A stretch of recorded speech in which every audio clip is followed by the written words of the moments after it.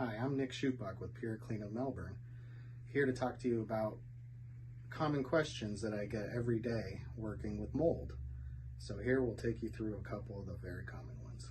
A lot of people want to know, did you take care of the problem? Is all the mold gone? And how do I know if it's all gone? Well, your mold remediator is not going to be able to tell you that it's all gone. They'll be able to come in and they will be able to take out any of the mold and remediate it. What you need is an assessor to be able to tell you how much mold you have in your house and what kind of molds they are, and perhaps even what the source is.